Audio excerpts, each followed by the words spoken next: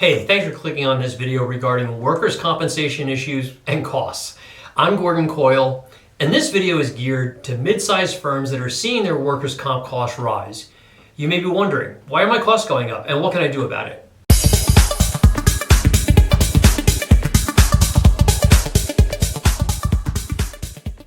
What I'm going to do is pull back the curtain here on what drives up workers' compensation insurance premiums and what you can do about it. And I'm going to show you my process for overall improvement to reduce costs quickly as well as over the long term.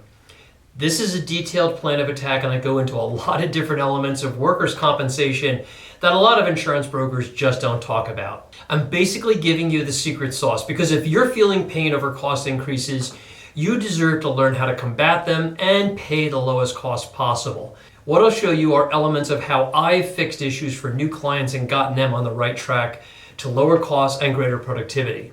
This is going to be a longer video than most, but I want to share with you my process, which is pretty detailed. And if I don't entirely answer the questions that are on your mind relative to this subject, please feel free to reach out to me, either by phone or email. My contact info is in the description box below, and in fact, there's a link there where you can book a call directly on my calendar. But before I begin, can I ask you to hit that thumbs up button? This is a helpful way in getting my channel to grow. Thanks. Okay, so you're seeing your premium rising, and it's not just from payroll growth, and you think it has to do with either your experience rating modifier, sometimes called the mod, or some other reason other than just rate increases. The first thing we need to do is identify where the cost increase is coming from. Is it a rate increase at the state level? Is the experience rating mod, like I just mentioned, increasing? Has your insurer bumped up the rating factor known as the loss cost multiplier? Has a rating credit been removed, or has a debit modifier been added to your policy? Or have the payroll shot up due to a payroll audit? These are questions your broker should be able to answer for you, but if you're watching this video, I'm guessing that you've already asked them and you're not satisfied with the answers you're getting, or the answer you got wasn't detailed and there was no further discussion on how to fix something that may be broken. Am I right? So I want to give you just a couple of bullet points on why your broker may not be able to or willing to take some of these steps. The first is they don't know how. Getting an insurance license isn't easy, but it's pretty simple in most states, and all you need to do to be in business is have a license. But a license or even being in business a long time doesn't mean you have expertise. And there's no library or book to open and find solutions to complex problems like you may be facing. Fixing complex workers' comp problems comes with specialized training and hands-on experience. So a lot of good brokers just haven't had to do this type of stuff, so they don't know where to start. Second thing is, they don't want to help. Now that may sound pretty harsh, but for a lot of brokers, the insurance business is a transactional business. Their only emphasis is putting on new accounts on the books and keep moving forward. Some, not most, don't want to waste a lot of time servicing clients or digging into big issues like you may be facing because it's going to take valuable time away from their prospecting and writing new business. Third thing is, they don't have the resources or tools to help. My process that I'm going to show you often requires special resources and tools, things like a risk management library, subscriptions, software tools, and more. These are investments that I have made and maintained that a lot of insurance brokers just don't want to get involved in. It's expensive, it's time consuming, and again, you need an above average level of expertise to get these tools and resources to work for the client and for the broker. What I want to show you here is the process of how I go about a deep dive into workers' comp problems. The level of detail I push through here will be based on the premium size of the policy. I'll be honest and say that if you're paying under $10,000 a year, it's hard to justify doing all these steps. But it may not take all these steps to identify the problem and fix it. What I am going to describe here is really focused on an industrial type of business that's paying around $100,000 a year in workers' comp premium. So, what will we need to help identify the sources of cost increases? What I want to see in any workers' comp analysis are the following documents: a copy of the current terms policy, a copy of the prior terms policy, a recently valued loss run over the past 5 years. A loss run is your loss history from each insurance company your workers' comp has been with for the prior 5 years, and it should give you as much detail as possible from these insurance companies. Other things we're going to need: a copy of your experience rating worksheets, also known as stat cards, as well as the last insurance company payroll audit, and any other pertinent documents you may have relative to workers' comp. Yep, that's a lot of data, but data drives the premium development process. Get one piece wrong, and you end up paying the price. So let's start with an analysis of your loss history. What we're looking for are several bits of info. First, are all the claims on your history or loss runs actually your claims? Do all of these claimants' names look familiar? Were these people your employees? Is there a chance that any of these injured workers were actually leased employees who were insured under the leasing company's policy? Yep, this does happen. I have seen situations where a worker is injured and the HR department forgets that the worker was actually a leased employee, but they filed the claim with the company's workers' comp insurance company rather than filing it with the leasing company.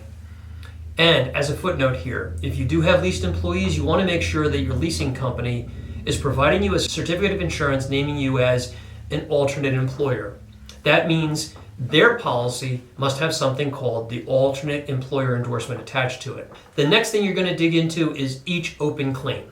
An open claim means it's still active and it's not closed out. There may be ongoing medical bills being paid or lost wages being paid, or there's the possibility of a future doctor intervention needed down the road. Often, loss runs will identify open claims with an O and a closed claims with a C. Some insurers use numeric codes like a 0 is open and a 1 is closed, but somewhere on the loss runs this should be identified, just to make life interesting.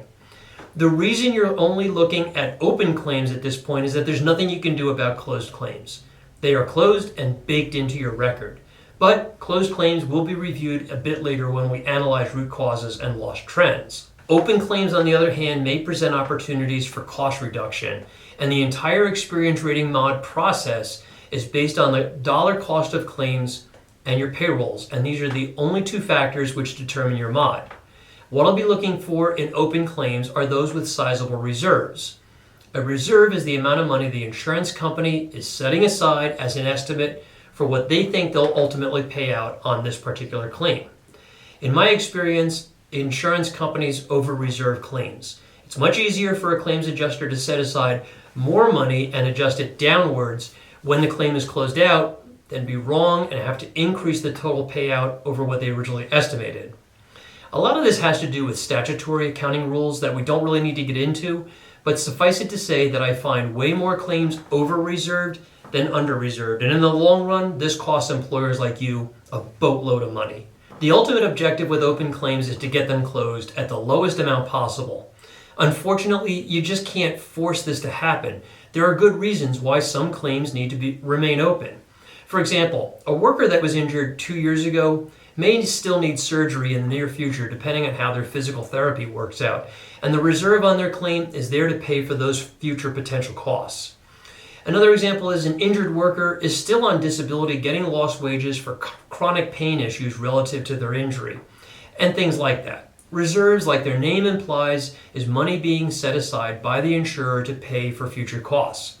But there are situations where the claim handler has neglected to review a file and adjust reserves properly, or to close it out when the claim has been settled. These are the situations that you're looking for. And what you'll be looking for are situations like these. A claim is reserved for $25,000 for a worker who was injured, let's say 2 years ago. They lost no time away from work and only had about $700 in medical bills that were paid, but the file is still open. You know this worker, and there's no evidence that there's any future issues going to be going on here. So why is this still open, and why is there still a very large reserve on it? Here's another example. A valid claim was made for a workplace injury, and the initial prognosis was really bad, and there's a reserve of $300,000 on it. The injured worker did have some lost time and a relatively simple surgery, but it didn't require follow-up care or additional surgeries. Again, the file is open for an extended period of time, more than 2 years, but there doesn't appear to be any long-term issue here. In both examples, which I've seen many times in my career, I'll call the claim handler and ask, "Can you give me an update on this particular claim?" And I'll hear something like, "It looks like the last payment was 18 months ago, and that was the last thing on our file." Or, "I'm not sure what the situation is. This claim happened 3 years ago, and I don't see any payments made other than for first aid." Now, I'm simplifying things here, but the gist of the situation is that claim reps have hundreds and hundreds of files they are working on at any one time. Often, claims are not closed out or inquiries aren't made to find a reason to close out files, so they just languish on the desk of the claim rep. Or should I say in their computer? If they were actual paper files like the old days, there may be a visual trigger to wonder why all these files are still sitting there. Your broker should be reviewing your loss runs regularly with you to look for these opportunities to reduce reserves and to close out claims. Doing so prior to the calculation of your experience modifier can have a significant impact on your premium. I mentioned earlier that open claims are a potential area for savings in the development of the mod. Get those corrected before that claim information is communicated up to the Workers' Comp Rating Board, and the mod should drop. So, what about closed claims? Well, with regard to the mod, there's really nothing you can do about closed claims, but what we do want to do with closed claims is dig into them to find trends and commonality among those claims. In my experience in larger industrial and construction settings, I find the same types of claims happening over and over for an employer, and this is called a claims trend. For example, claims by action or activity, slip and fall claims, or lifting claims, often trend within the same company. Or you may find that similar claims are happening in a particular location of your plant, or during a particular shift, and even to the same body part being affected frequently, like hands or fingers being pinched in a machine. Or you may find a combination of claim type, location, time, and body part occurring. What you're looking to do is to identify commonality and trends and correlate these trends to the claim dollars spent. For example, if you've identified that there's been 30 slip and fall claims in the past 5 years out of 50 total claims, you know you've got to pay attention to slip and fall. But if you've identified that those 30 slip and fall claims amounted to some huge 7-figure sum, then there's real urgency to fix that problem quickly versus identifying 20 cut hands which amounted to $10,000 or less in total first aid costs. So you're probably asking, okay, I've identified that a certain number of claims in a particular trend is averaging a certain amount of money in claims each year. Now what? In my world, the next step is to do something called a root cause analysis. And this is something that can be done moving forward for every worker injury claim your company has, as well as every near miss your company has, which I'm going to discuss in a minute. Root cause analysis is a fancy way of saying why. Why did this claim happen? But you're not going to be satisfied with asking and answering that question just once. You're going to need to answer that question 5 or more times to get to the actual root cause of the problem. And in doing so, uncover potential strategies for preventing that issue from arising again. OSHA has a great example of this on their website. Consider that a worker slips on a puddle of oil on a plant floor and they fall and injure themselves. The traditional accident report will find the cause of the injury to be oil spilled on the floor, with the remedy limited to cleaning up the spill and telling the injured worker to be more careful. But there typically is much more to this story, so here are some of the other questions you should be asking in a root cause analysis. Why was the oil on the floor in the first place? Were there changes in the conditions, the processes, or the environment? What is the source of the oil? What tasks were underway when the oil was spilled? Why did the oil remain on the floor? Why was it not cleaned up? How long had it been there? Was the spill recorded? As you can see, when we dig into all the problems of who, why, what, and when, there's 10 issues that were discovered in this particular incident. You now have a broader sense of what did happen, what systems broke down, who wasn't doing their jobs.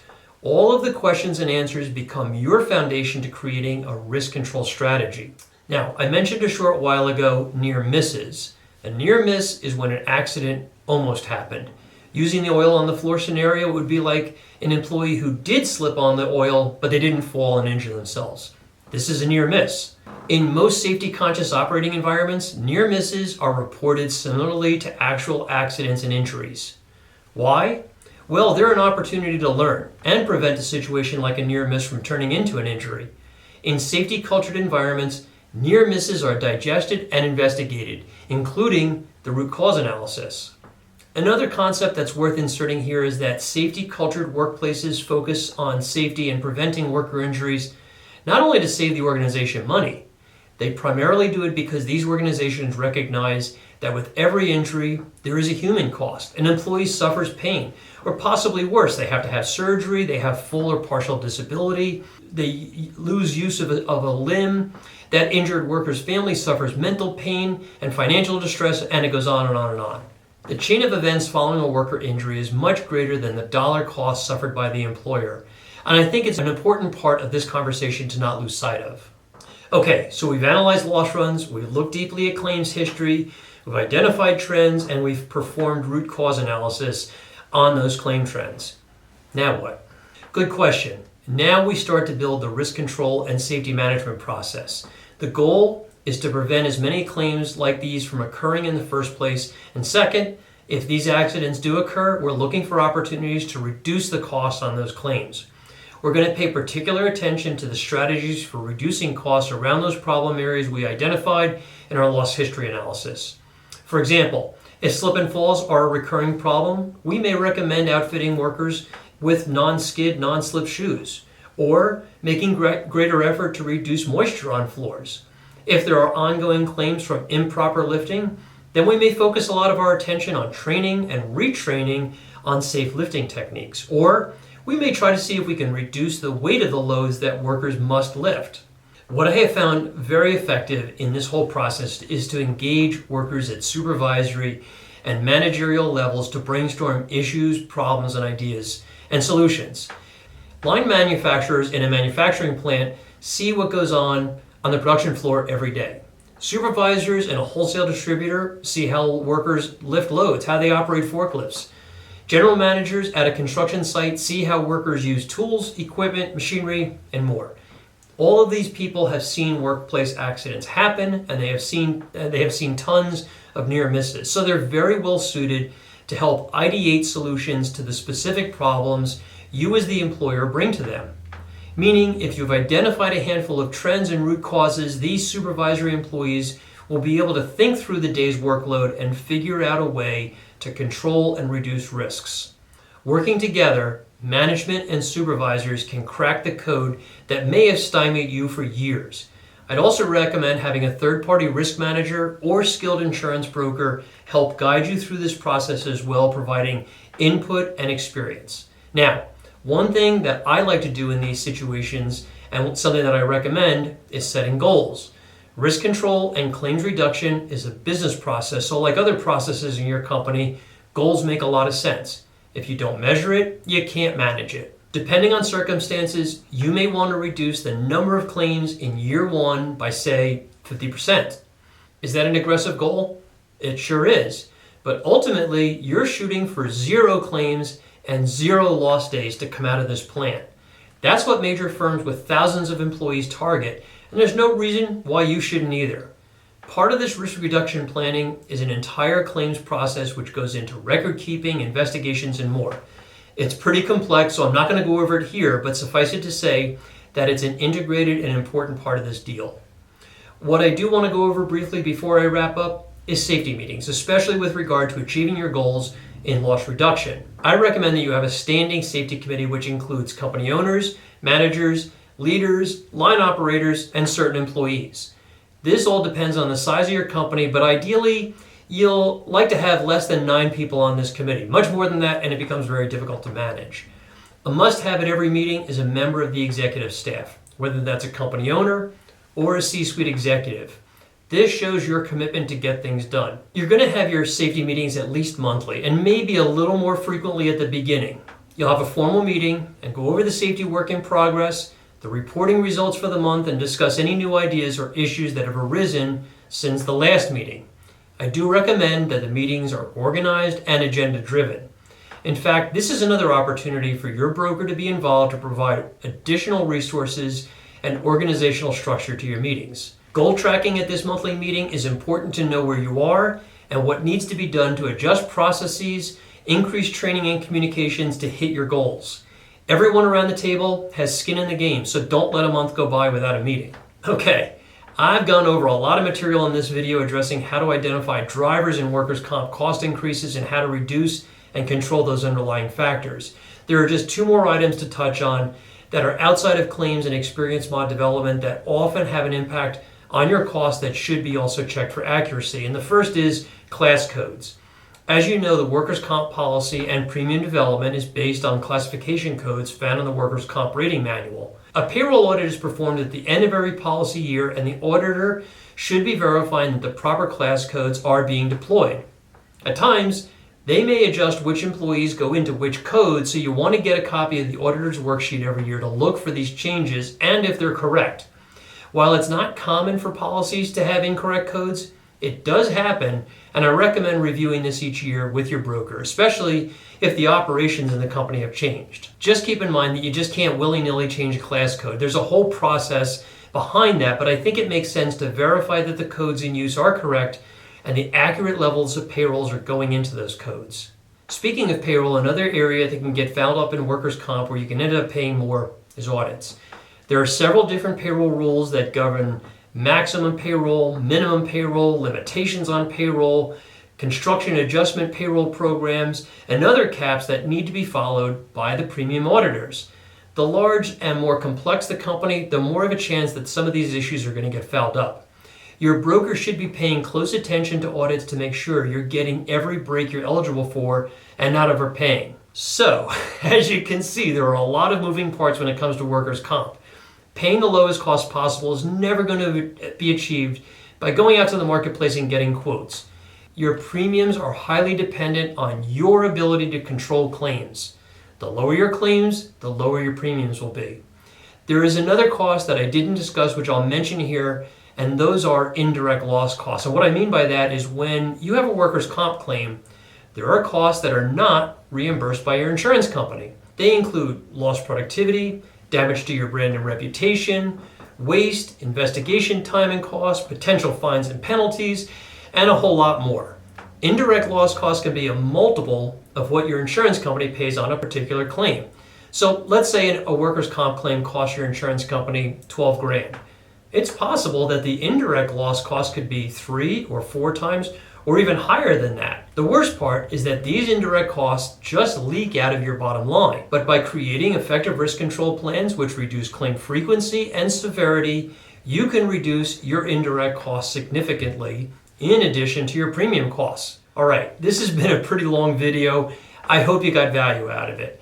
As I mentioned at the beginning, each employer has unique circumstances and issues they struggle with when it comes to worker safety and workers' comp. If you're not getting the attention and help you deserve from your broker, I'd hope you consider discussing your situation with me and seeing if we might be a good fit. Thanks for watching, and if you did find value here, I'd love it if you hit the thumbs up and subscribe. Finally, my contact info is in the description box below, and there is a link there where you can book a call on my calendar for a conversation. I'd love to hear from you. Thanks.